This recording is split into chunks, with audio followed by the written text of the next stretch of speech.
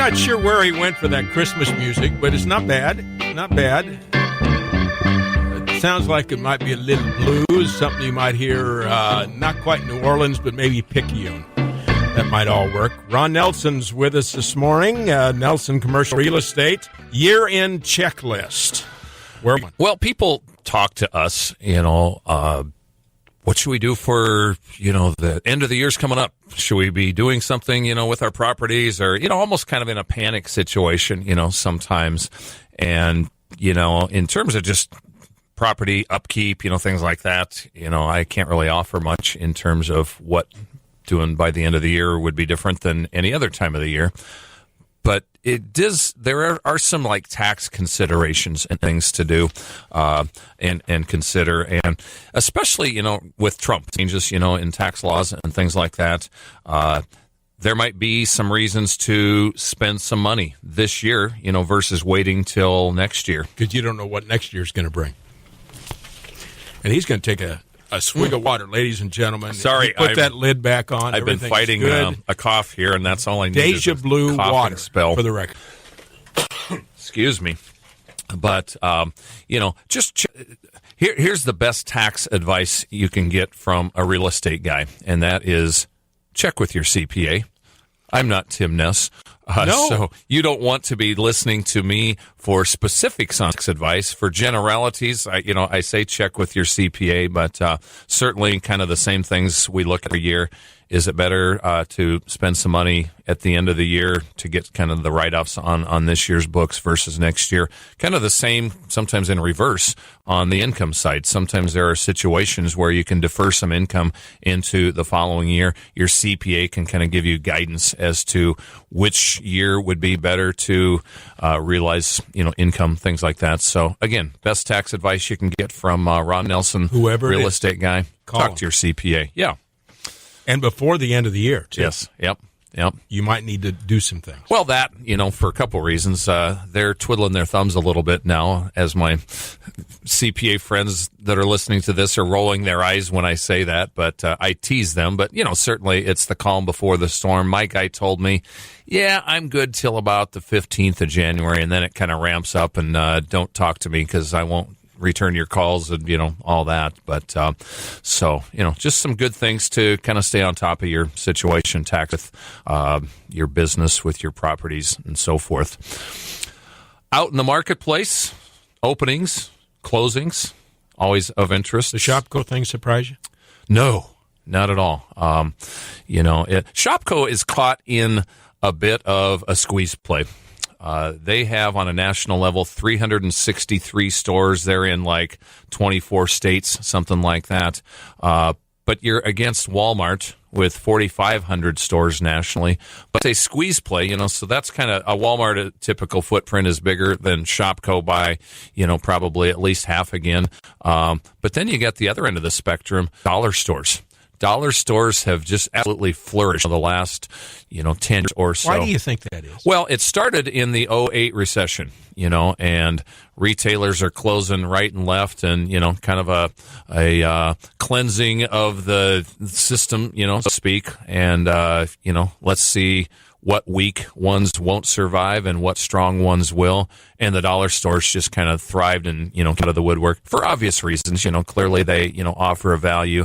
You get to some of your smaller towns, I know Hartford, South Dakota has, I think it's a Dollar General. Not sure about Brandon, but, you just see those in certain towns that and in some cases you want to stop. Well, but it becomes the grocery store, for, those small towns. And so, that is on the other end of the spectrum, in terms of competing with Shopko, so they're trying to figure out where they are in the middle. And, and then they started doing these things for smaller markets that can't really justify a Walmart. So in 2016 in Del Rapids, and there's one in Laverne, Shopko Hometown. And I've done business with those guys, somewhat frustrating business sometimes, but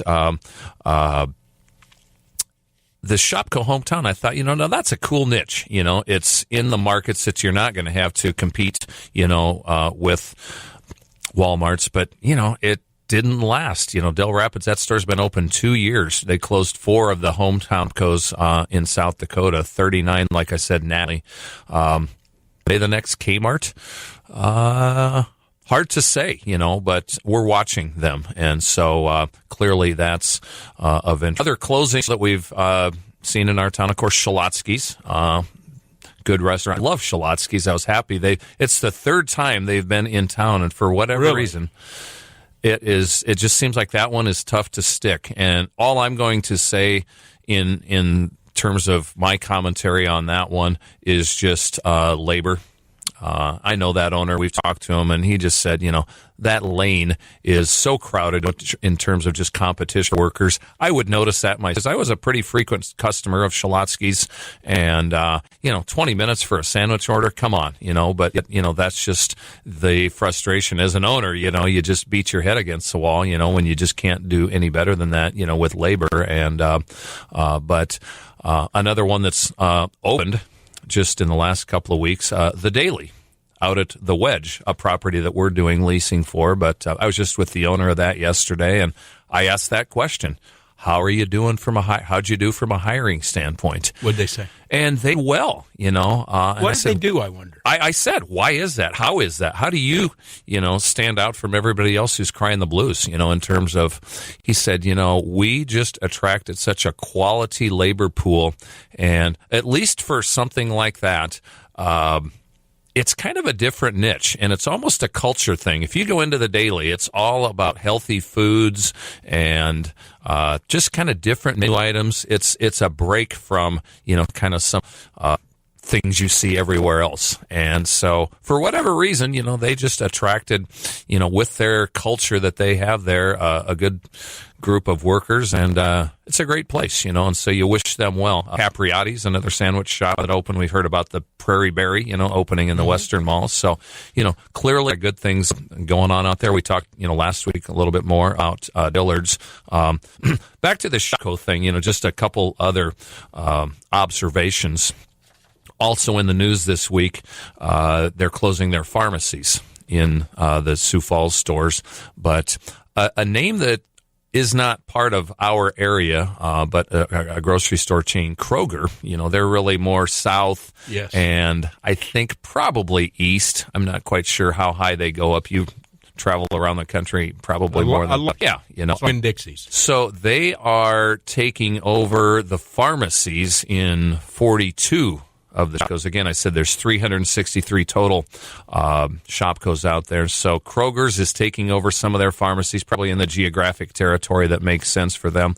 But another interesting thing they are doing, and this whole cross-hybridization of just retail in general. I mean, Amazon's working with Best Buy, and it is survival, and everybody's trying to, work with everybody. Kroger now in Walgreens is starting to add a little bit of a grocery component to Walgreens in the perishable side. You can get some kind of grocery items at Walgreens, just like the dollar stores, that we were talking about, but certainly perishables, that's not something your drug chains understand. So Kroger is now making some of these Walgreens kind of have a grocery store feel to them. So it is just so interesting on there in terms of just the trend and how everybody is scrambling to, just kind of find their way, and just actually with a banker this morning, we were just kind of talking about some of these trends, and they're like, we're a little nervous as bankers in terms of the retail sector. And I just said,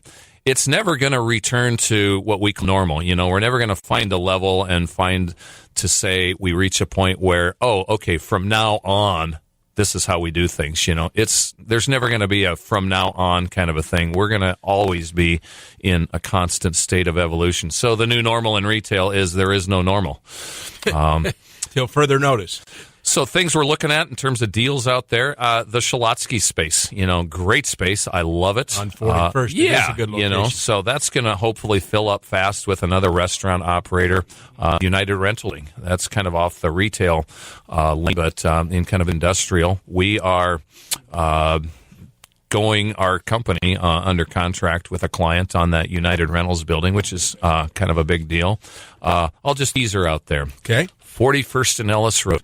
watch that corner. We'll probably be having an announcement there in the next probably 90 days. And interesting with this banker that I was just, he's like, what do you do on the west side? There's a certain category that's kind of missing out there. And I said, you might be happy with me in the next 90 days when an announcement comes. And so tease them even a little bit out there. But so, these are deals, Shalotsky, some of these other things. Call us. We love to enlighten people more about that. But the other thing we talk about, and we talk about from time to time, is there's just a lot of under-the-radar deals that we know about. I can't talk on the radio. But we happily talk about when you call us. We're not going to talk about some of them on the radio. Can't, Bill. Secret stuff. So call us. We're Nelson Commercial Real Estate, and you can find us on the web at ncommercial.com. We'll see you next Friday. Sounds good. Thanks.